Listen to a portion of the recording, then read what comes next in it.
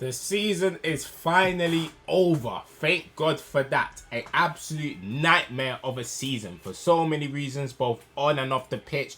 This is my Liverpool season review 25-26. I'm just going to keep it brief. Rating from 1 to 10, 1 out of 10. 1 out of 10. But I'm going to get into it in more detail. Make sure you like, comment, subscribe, turn on post notifications. Without any further ado, let's get into this one. And let's not beat behind the bush. The records that we have broken for all the wrong reasons is quite embarrassing. We came into this season as defending champions, looking to retain the title that we won in 24-25. We added in the likes of Kirkez, Isak, Florian Wirtz, Ekatike, Leone, and we got rid of the likes of Diaz, Nunes, Trent Alexander-Arnold, left for 10 million as we managed to squeeze out of fee frames when he goes to Real Madrid. Kelleher, which I still believe is a big mistake, getting rid of Kevin Kelleher, because Marmadashvili, he is not good. He is not good at all. But that's a story for another day. We also saw the likes of Kwanzaa to Bayern Leverkusen, so we got rid of a lot of players. So the way they're trying to frame it now is that it was a transitional season, but at the time it wasn't. We was looking to retain our title. We was looking to go for the kill and see if we can not only win the league but also compete far in competitions. And at the start of the season, it was looking like that. Results-wise, it was looking like that. With 7 wins in a row from August 15th in all competitions to the 23rd of September 2025, it was looking like that. But in terms of results-wise, but performances was not there at all. And granted, pre-season was disrupted by one of the most heartbreaking news, probably the most heartbreaking news in the history of the club. Diogo Jota and Andre Silva passed away. God rest their soul. Rest in peace. So we knew that the players wasn't frame of mind, and the coach wasn't up to it. It wasn't up to it at all, and rightly so, because everyone grieves differently, and what the players and the coach, the whole club had to go through is unimaginable. So I fully take that into account. But as the season progresses, they felt like, in my opinion, they was trying to use that as an excuse for our struggles, which I think is absolutely disgusting to the family. You are disrespecting the family when you're trying to use that as an excuse, because at the end of the day, tactics, man management, players' performance still needs to come to a fray here. And for me, you can have a bad season, but not a season like this, in my humble opinion. So that performances weren't great. Kirkes was inverting. Florian Wirtz was picking up the ball from a position that he didn't need to pick up. Isak, the long saga of Newcastle, wasn't fully fit. Ekatike was our shining light in terms of the signings. Oh, we added in Jeremy Frimpong as well, which I still believe is one of the worst transfers that we have made in recent times. He came to the season unfit as well. So the performances weren't great. It was only a matter of time before it comes up to haunt us, and then we went on a embarrassing, shameful, disgraceful run of form. And this was the record. Loss.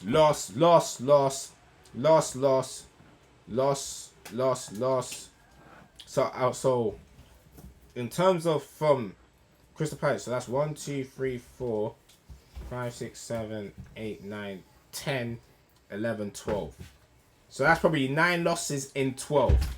9 in 12 that we've lost from September the 27th till the 26th of November 2025. And in that run, it was disgusting. Losing to Crystal Palace on the last kick of the game. Losing to Chelsea in the last kick of the game. Losing to Manchester United at Anfield for the first time in 10 years. And the performance was embarrassing. We beat Frankfurt 5-1, and then we go and lose to Brentford 3-2 in another poor performance. And this is where the coach was coming under real scrutiny, because he wasn't getting the best out of the players. The style of play wasn't there. He went against his principles of playing attacking football, and he looks like he was just playing haram football, like fossil football. It was horrible. We wasn't trying to attack teams. We was trying to defend for our lives. Like, it wasn't the Liverpool way at all. And we lose. Obviously, we rotated our side heavily in that 3-0 defeat to Palace. We lost to Crystal Palace 3 times in one season. 3 times in one season. Then we thought we turned the corner with a 2-0 win against Aston Villa, and then our best performance of the season, in my opinion, against Real Madrid. We thought, yeah, we turned the corner. And then the start of our beatdowns to Manchester City started with a 3-0 defeat. And then international break, we came back, and 19th place Nottingham Forest under Sean Dyche. 19th place. we go and lose at home 3-0. And then a couple of days later, we go and lose 4-1 at home to PSV as defending champions in the Premier League and one of the best teams in the world. Well, we should have been one of the best teams in the world this season. Absolutely disgraceful. Absolutely disgraceful. And then we went on a Fugazi unbeaten run. Up until we lost to Bournemouth. But look, we drew more games than we won at this time. And the results that was happening as well. 1-1 draw against Sunderland at home. 3-3 draw against Leeds away, conceded in the last minute. And 0-0 draw against Leeds. It was drawing against teams that we should beat. And it's not just the results, it's the performances as well. And the players was not rising to the occasion at all, apart from Szoboszlai and Ekitike.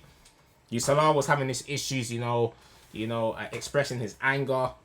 Like, there was so many, it was a mess going on behind the scenes and also on the pitch as well, which I'll dive into shortly. Like, drawing 0-0 against the eventual champions Arsenal. We should have won that game if we had attackers. And then, obviously, we drew 1-1 against Burnley, a game that we should have put them out of sight. 3-2 defeat against Bournemouth. The results that we've had this season has been embarrassing. Absolutely embarrassing. We've had some good wins, but it's few and far between.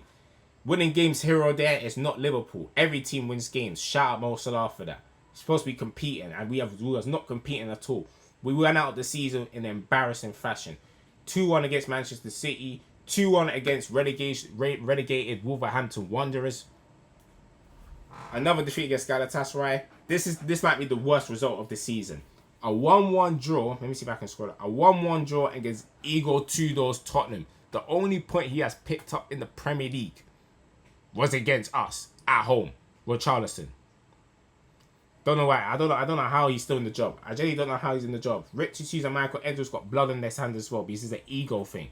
They act like they know how to run the club, but let's be real, they don't know how to run the club at all, making some fugazi decisions, getting the wrong profiles in terms of the right back, not getting the DM, not getting Mark Gahey over the line, not getting the winger, contract situation a mess.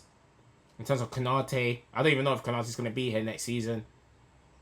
It is a disgrace. It's an absolute disgrace. We showed no fight against PSG, no fight at all. 4-0 battle with Manchester City, and then we failed to win any of our last 4 games. The mood in the stadium is not it.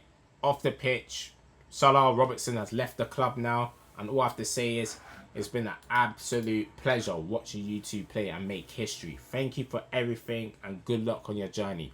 Robertson looks like he's going Tottenham. Salah, I don't know where he goes, but the legacy that these two leave is undeniable. Undeniable. Took us from a laughing stock to a European powerhouse. And all I have to say is thank you very much. Yeah. 257 goals, 120 assists for Mo Salah. Andrew Robertson, the second most assists for a defender in Premier League history. I think he has like 63 or 62. £8 million from Hull City. One of the greatest bargains in Premier League history. Andrew Robertson, then, now, forever. The embodiment of Liverpool. A Liverpool left back should be fearless, relentless, defensively sound, and quality in the final third. As for Mo Salah, he is the king. So many records, so many individual accolades. The only 3-time PFA Player of the Year winner. Undeniable. So now, as I run you through the results, let me give you, in terms of the season review, the best side. Let me see what I got. I got the best player, worst defeat, best win, best signing, worst signing.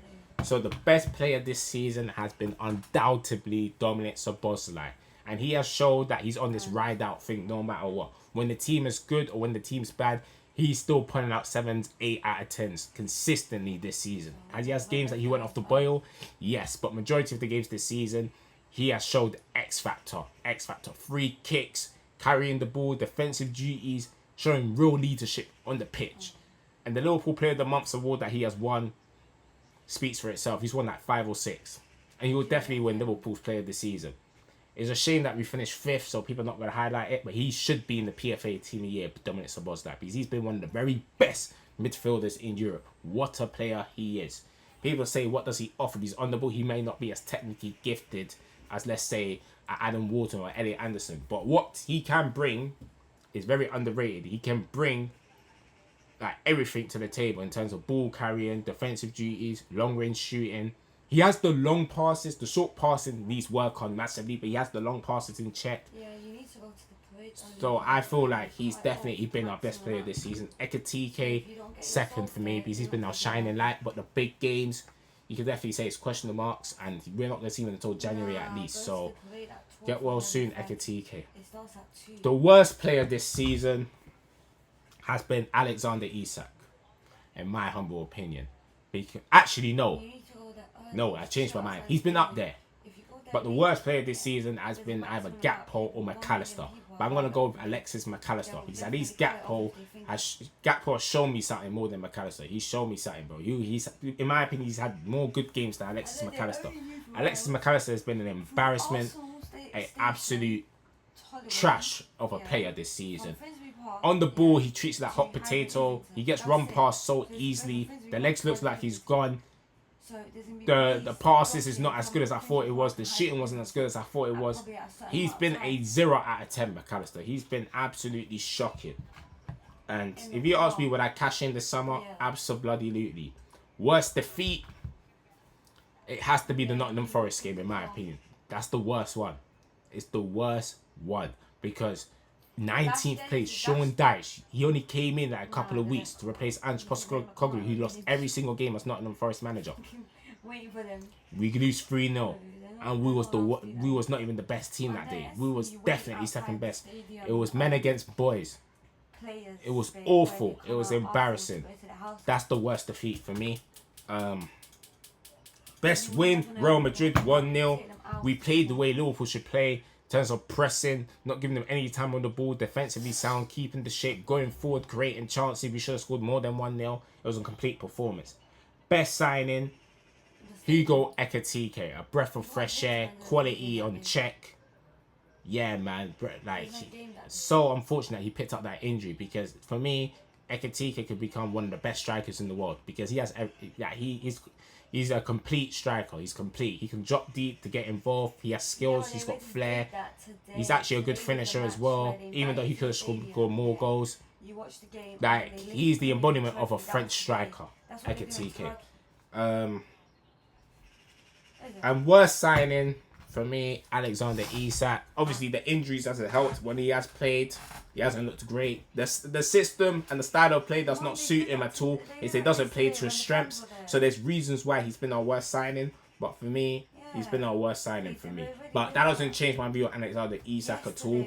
I still believe he's a top-class striker.